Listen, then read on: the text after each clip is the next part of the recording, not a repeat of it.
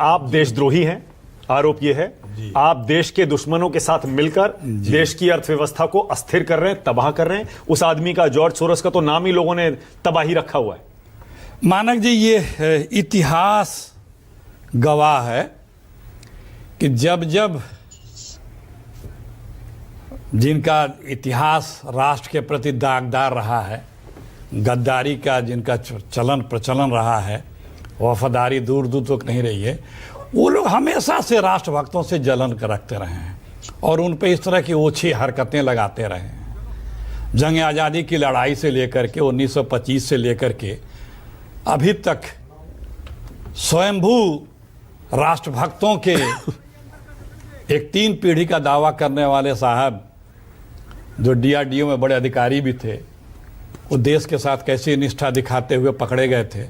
उसके बाद क्या हुआ नहीं पता, इतिहास पता है सबको। इस देश को बताने की आवश्यकता नहीं है कि कांग्रेस पार्टी के साथ साथ देश के तमाम लोगों ने कुर्बानियां दी है, शहीद हुए हैं, इस देश के लिए सब कुछ न्यौछावर किया है।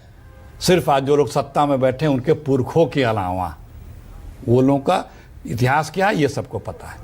तो आज उस पार्टी पे आरोप लगाने का ये नया प्रचलन नहीं, हमेशा से ये लोग इस तरह का आरोप लगाते हैं। क्या राय है आपकी जॉर्ज सोरोस पर? कैसे आदमी जॉर्ज सोरोस? पापा के कहने पे युद्ध रुक जाता है। अभी तक FIR क्यों नहीं कराए? अभी तक FIR क्यों नहीं कराए? अमेरिका में हमारे एक उद्योगपति के ऊपर मुकदमा अभी चल गया, वारंट भी जारी हो गया, दोषी भी साबित हो गया। यहाँ में कर रहे हो, रोना रो रहे हो कि वो ऐसा कर रहा है, मेरी सरकार गिरा रहा है।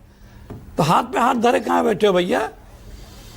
कोर्ट है, सब कुछ तुम्हारी है। एक ट्वीट वाले को तो गिरफ्तार कर लेते हो, उसकी जमानत नहीं होने देते हो, रुक जाइए। हाँ।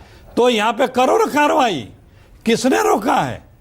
आपकी सरकार उसके पैसे ले रही है, यहाँ पे उसके पैसे इन्वेस्ट हो रहे हैं, यहाँ पे वो स्कॉलरशिप दे रहा है, यहाँ पे इन्वेस्टमेंट कर रहा है, कोई रोक टोक नहीं। आपका ये जो चेहरा, रावण के तो लोग कहते थे कि दशानन था, यहाँ 2 दशानन से भी आगे हैं। इतने चेहरे क्यों है भाई? आप दोनों बातें नहीं चलेगी कि वो मुझे सरकार डिस्टर्ब कर रहा है और तुम कुछ कर भी नहीं रहे हो, इसका मतलब मिले हुए हो। बड़ी सीधी सी बात है। अगर आपको डिस्टर्ब करता रहता, एक ट्विटर से डिस्टर्ब होते उसको पकड़ लेते। बोलिए अपराजिता जी। और अगर ये डिस्टर्ब करता होता, कोई बात होती तो आप अभी तक कार्रवाई कर दी होती। अपराजिता जी FIR क्यों नहीं कराते? हाँ बोलिए। सुन लिया आपको। देखिए, ऐसा है कि ये लोग लगातार भारतीय जनता पार्टी और अडानी की बात करते हैं। मैं सिर्फ कांग्रेस से, इन्होंने कहा कि आप FIR क्यों नहीं कराते, मैं उनसे पूछती हूं काउंटर क्वेश्चन, इसका उत्तर जरा दे दें।